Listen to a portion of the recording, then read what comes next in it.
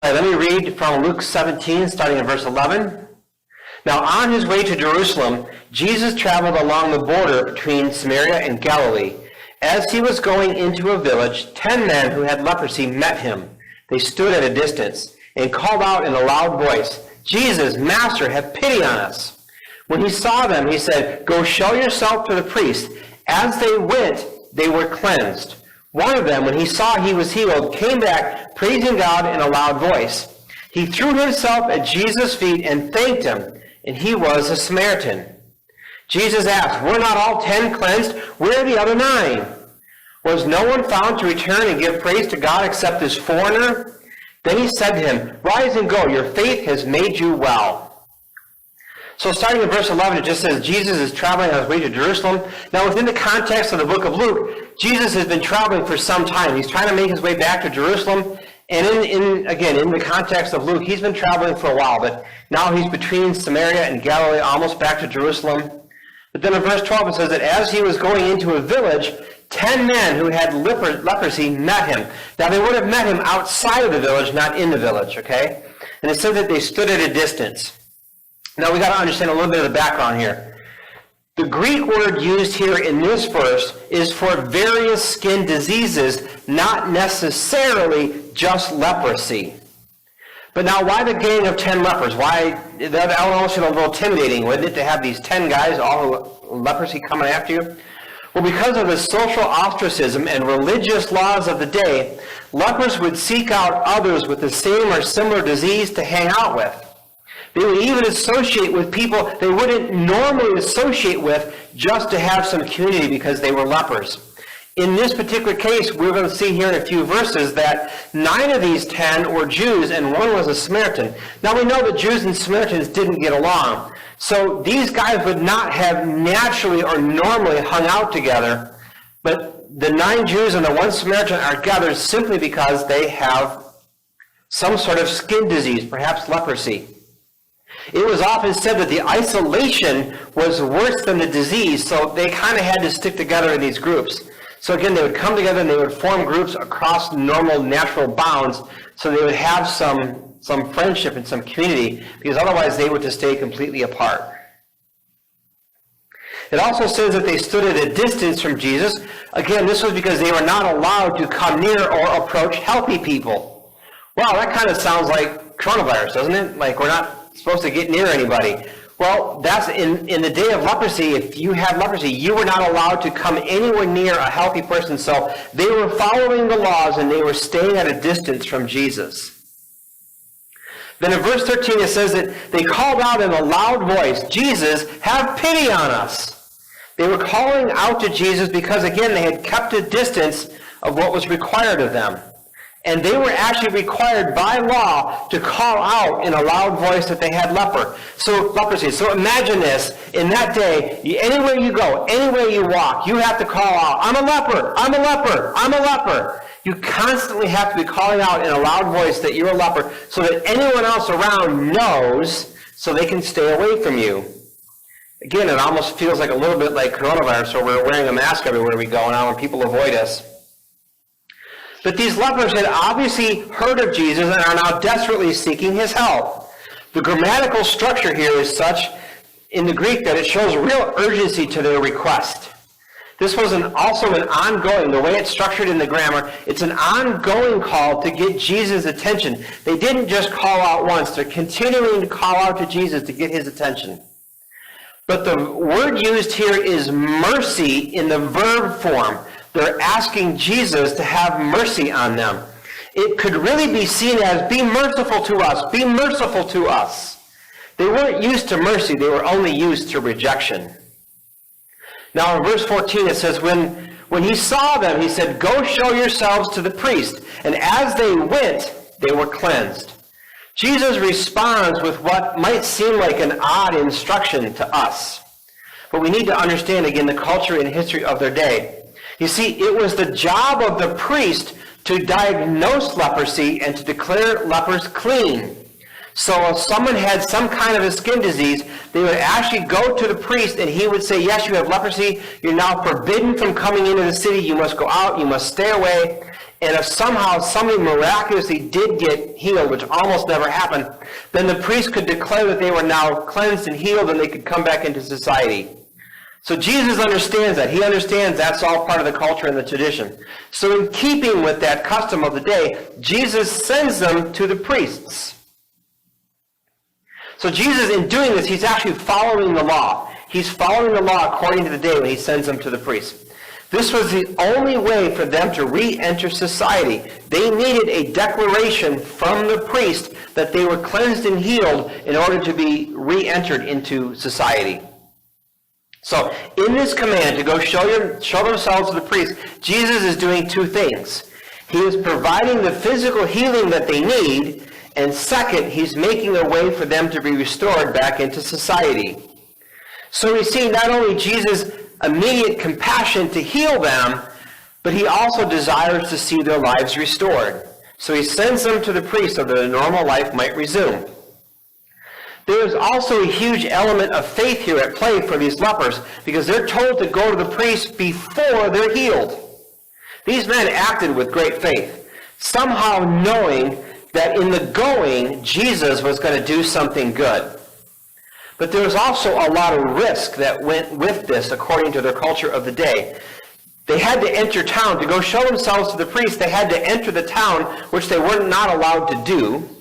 They had to enter the temple or synagogue, which they were not allowed to do. And what if they weren't healed? What if they get to the temple or synagogue? What if they get to the priest and they're not healed?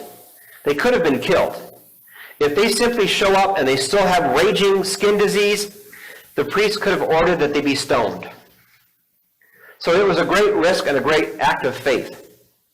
Now, there's an interesting side note here, because unlike other leprosy healings that Jesus did, for example, the one in Luke 5:13, where Jesus touches the unclean leper in order to heal them, here he never touches them. He simply gives them the command to go show yourself to the priest and exercise faith. So this one he simply says to go. The one in Luke 5, he touches them and they're healed. I think there's two takeaways from these differences. First, no two healings are ever the same. God is at work in different ways in different people with different circumstances. Can't look for a formula for how God likes to work. And number two, sometimes Jesus will ask us to exercise faith before the supernatural kicks in. This verse then concludes that says, by saying that as they went, they noticed they were healed. I love this. Now the verb structure, they were cleansed, is in a passive voice in the Greek. Greek grammar alert. You know how I like to geek out on the Greek grammar, especially when it's in a passive voice. Remember, in the passive voice, the action of the verb happens to the subject without any volition on the part of the subject. And that's what happened here. As they went, they noticed they were healing. The healing happened to them. So you could literally render this as they went, healing came upon them. So they're walking to see the priest, and bam, the healing just comes on them. They didn't have anything to do with it. Verse 15, one of them, when he saw he was healed, came back praising God in a loud voice. Now, if you were healed from leprosy, you would have noticed right away. This wasn't am I healed, am I not healed? I can't tell right now, I'm not feeling any pain. You would have noticed if you were healed from leprosy. But only one comes back to Jesus. Now, the word translated here as praising God means to bring glory, glorifying God. It's actually the Greek word from where we get our English word doxology. So the man came back and brought a doxology. Now, if you have ever been in a traditional church, a mainline traditional church, they will sing a short little song called the doxology. And think about it. Again, I'm stretching the analogy here a little bit, but this Greek word means doxology, and the doxology that we used to sing starts out with, praise God from whom all blessings flow. That's what this man did. He comes back and he's praising God, and he's acknowledging that all blessings come from God. Now, the previous verse had a plural pronoun indicating that more than one was healed. And in verse 17, Jesus makes it very clear that all 10 were healed. But only this man goes beyond the physical healing to see the hand of God and comes back bringing glory to God, still in a loud voice. I love that because, again, as a leper, they had to constantly cry out in a loud voice, I'm a leper, I'm a leper. Now he comes back in a loud voice giving doxology, giving praise. This is the heart and spirit level response when someone comes that close to the living God. I've seen that a few times when someone got dramatically touched by God or got healed, and they would literally just fall down and begin to cry out in a loud voice because they knew that God had come near. With this one man's statement here, there is also the idea of thanksgiving. He comes back and gives a doxology, brings praise and glory to God, but within that we can certainly see the concept of thanksgiving as well. But where are the others? Verse 16, he threw himself at Jesus' feet and thanked him. There it is, point blank, thanked him, and he was a Samaritan. He now comes right up and throws himself at Jesus' feet, ignoring the requirements of a leper to keep at a distance. He has total faith that he has been healed in order to now throw himself at Jesus' feet. And this thanksgiving ignores cultural norms and becomes actually a bit extravagant. The verb actually means to throw himself on his face. In verse 16 in the NIV says, he threw himself on his face. That's literally what the Greek verb means, to throw oneself on their face. The NASU translation says, and he fell on his face. I actually prefer the NIV because it says he threw himself on his face. This is a kind of thanksgiving that doesn't care what others think. He wasn't worried about what anyone else was going to think. He had been healed, and he was giving extravagant praise and thanksgiving to Jesus. But now, of course, the story takes a shocking twist. I love to point out how Jesus loves to shock his audience with what he says. Here, Luke, the writer, frames this in a way to be shocking to his readers. Because at the very end of the verse, he just says, oh, and by the way, he's a Samaritan. Luke seems to leave this detail to the end of the story to add dramatic effect.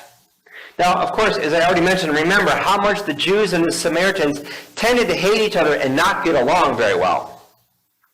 So it's shocking that the Samaritan would have asked for Jesus' help in the first place, a good Samaritan boy coming to a Jewish rabbi for help.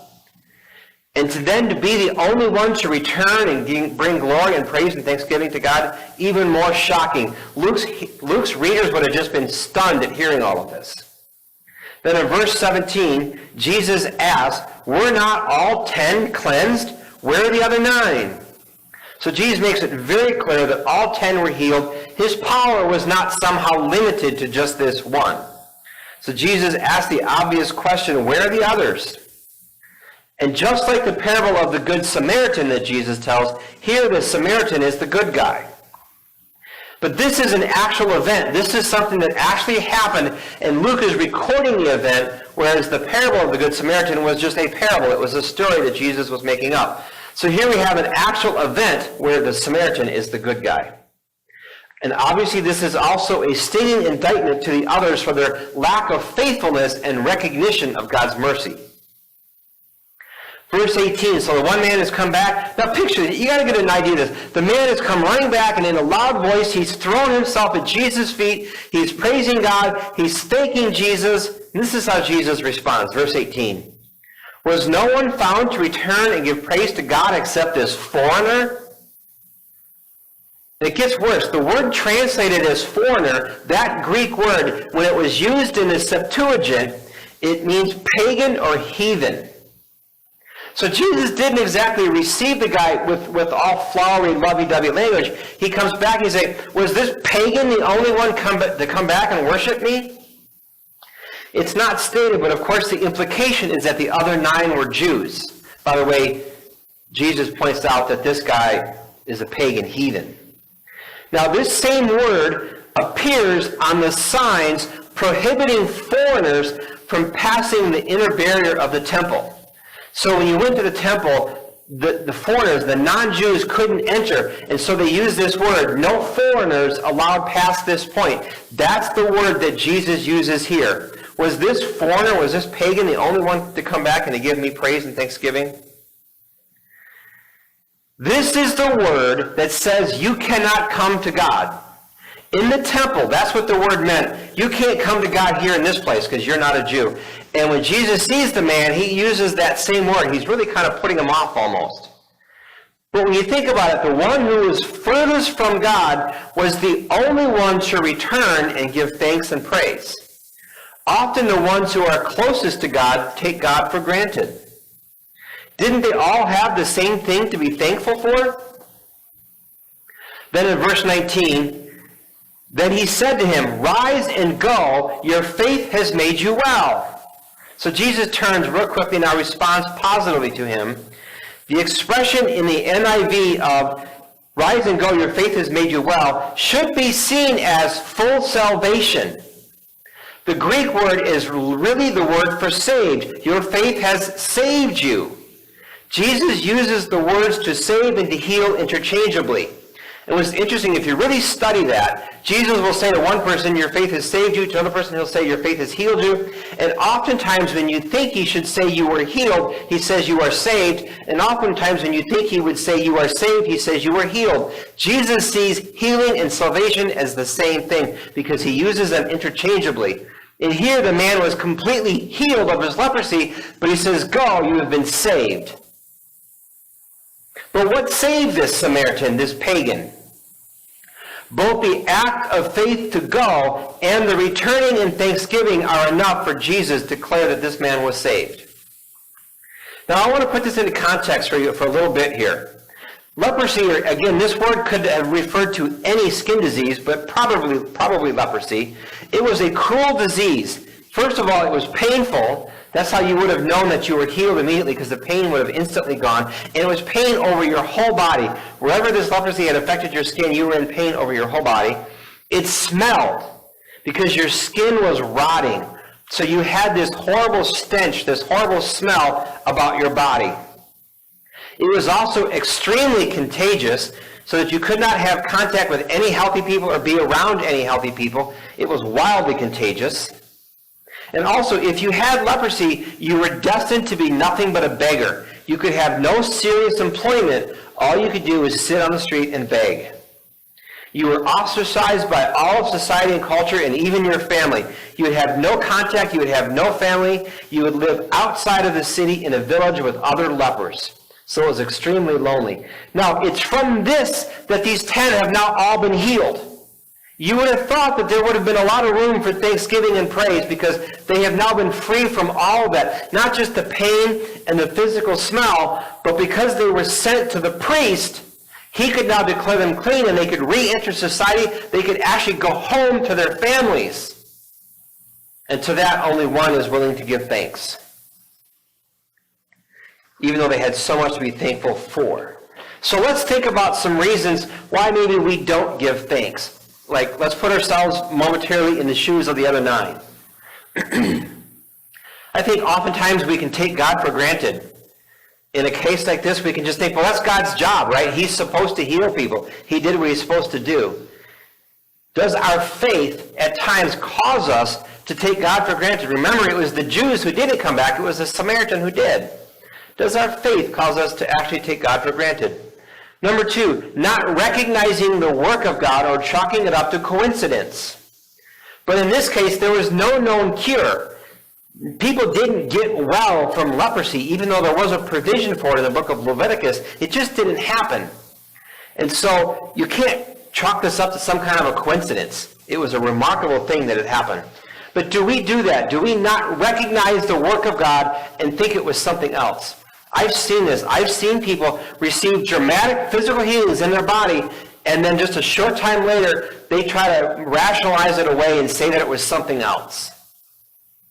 I had one person once to try to tell me the doctors had just been wrong and they weren't really sick to begin with.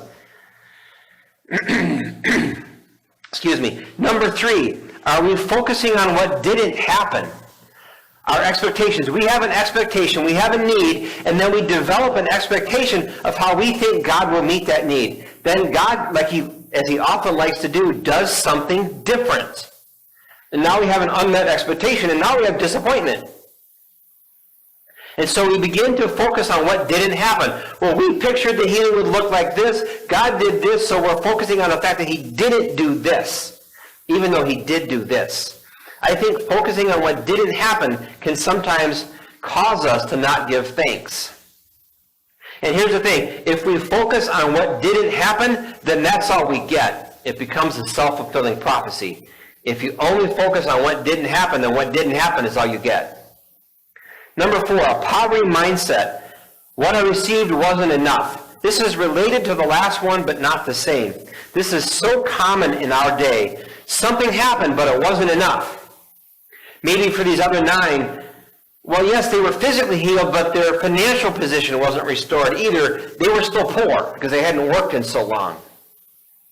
But it's something that we can easily fall into. God does something, but we were hoping for a little bit more.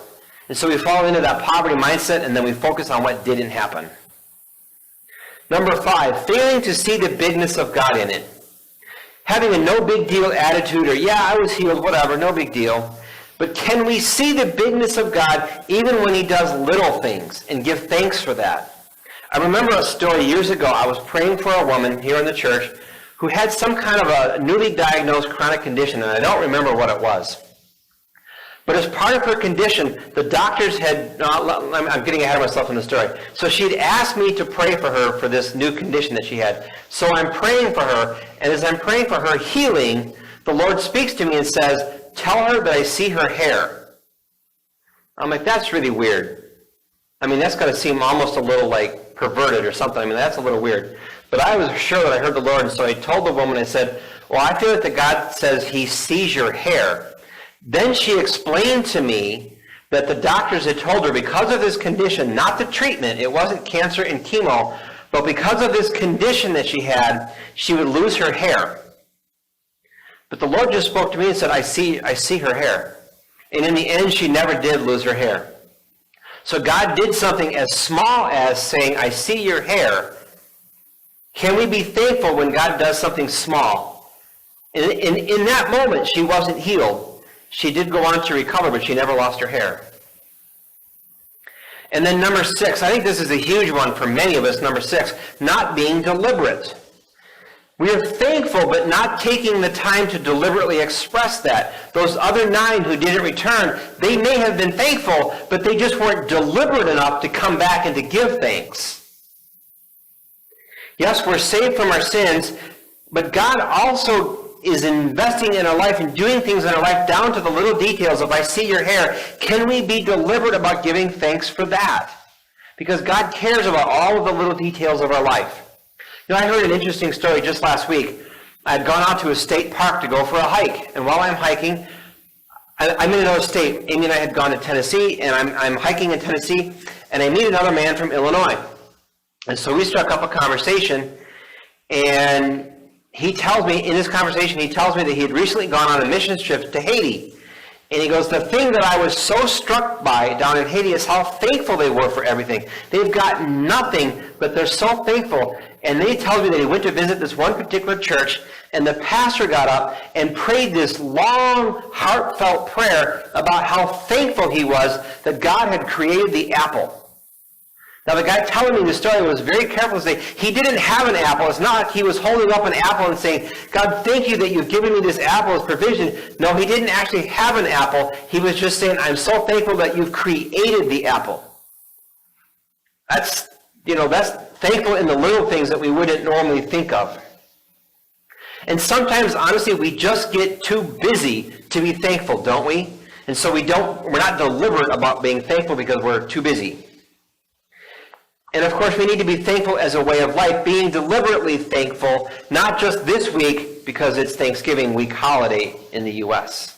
All right, so what can we do? What are some things that we can do to overcome maybe a lack of thankfulness? The first one I would suggest is focus even on the small things. Don't take anything for granted. All blessings come from Him, right? Focus on what did happen, not on what didn't happen. That's why I actually started my Monday Thankful email many years ago now. I actually think I started it in 2017. Now I call it my Monday Musings, but the first part of it is always what I'm thankful for. I did that to help myself overcome spending too much time focusing on what didn't happen. So by being thankful and focusing on what did happen, it helped me move away from only focusing on what didn't happen. Now, I want to show you something else here that I think is so cool and amazing. Thanksgiving can change the atmosphere. You know, I talk about our spiritual atmosphere all the time. Thanksgiving can change our spiritual atmosphere. I want to read to you a verse from Ephesians and then show how Thanksgiving can affect this. Ephesians 2:1 Ephesians 2, verse 1, as for you, you were dead in your transgressions and sins. Well, we can be thankful that we're now no longer. In which you used to live when you followed the ways of the world and of the ruler of the kingdom of the air, the Spirit who is now at work in those who are disobedient. All of us who lived among them at one time, gratifying the cravings of our flesh.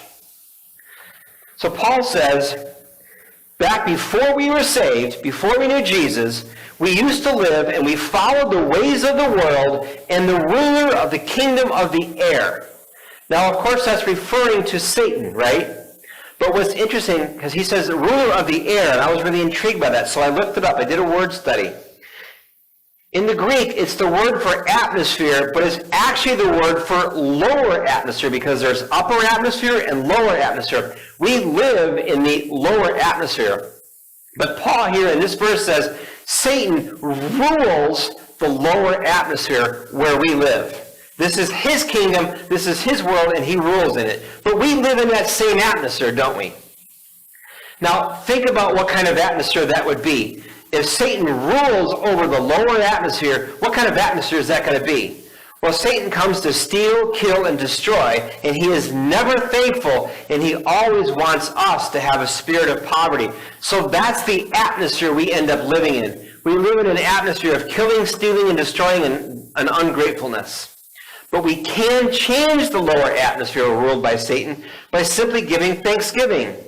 Right? As we give thanksgiving, it will actually dispel the presence and the power of Satan in this atmosphere that we live in. Do you see that? Do you follow that? So if we need to change our atmosphere, simply giving praise and thanksgiving will push out the influence and the effect of Satan in this lower atmosphere.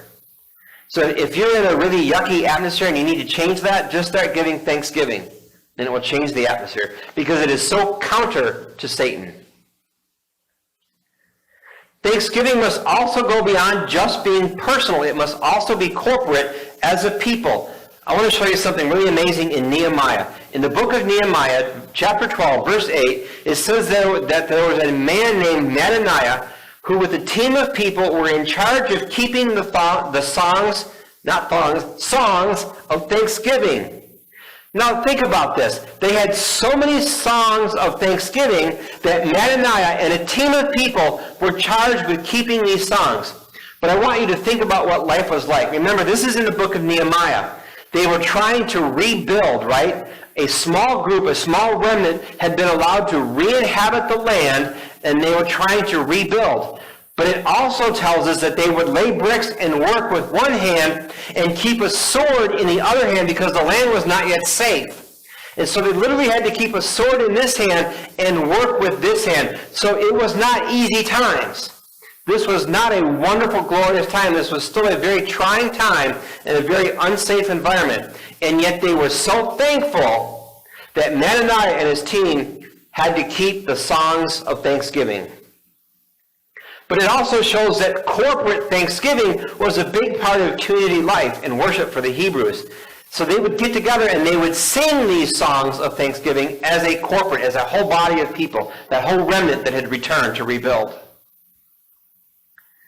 Now we must also think about Thanksgiving as a way of life, not just because this week is Thanksgiving. I would actually encourage you to set up a specific time in the week to do some thankfulness work. Again, like I do with my Monday morning thankfulness email. Either Sunday night or Monday morning, I sit down and I spend some time, and I try to make that list as long as I can. I don't always make it very long, but I really work to try to make that list as long as I can. But it's a deliberate time weekly to be thankful, and I try to look for the little things that happen that I can be thankful for. I would encourage you to do something similar. Have a set time of being thankful as part of your relationship with God. There's a new song I've been hearing lately. In fact, I might send you the link in my Monday email. There's a line in the song that says, "Let there never be a day that I do not rise and give you praise." What a great idea. Now, Thanksgiving can also be more than words. If you do a careful study throughout the Old Testament of thankfulness, there were many, many sacrifices that were for Thanksgiving. So if they were thankful for something, they could come to the temple and they could offer a certain sacrifice of thanksgiving. There's tons and tons of Thanksgiving sacrifices listed in the Old Testament. For us today, we could give thanksgiving through a financial donation of some kind. We could give thanksgiving through serving, and of course we can give thanksgiving through worship. But in some way, in some form, be deliberate about giving thanksgiving. Now, I want to close with this. I recently read a blog from Kerry Newhoff. He's a pastor that writes extensively now on Christian and pastoral leadership. And he wrote this blog recently. I just want to read a little bit of it because I think it's so powerful. The name of a blog was 5 Crucial Ways That Your Gratitude Impacts Your Attitude as a Leader. Now, I'm not going to read all 5. I'm just going to read 3 because I think they really lend themselves to what I've been talking about here today.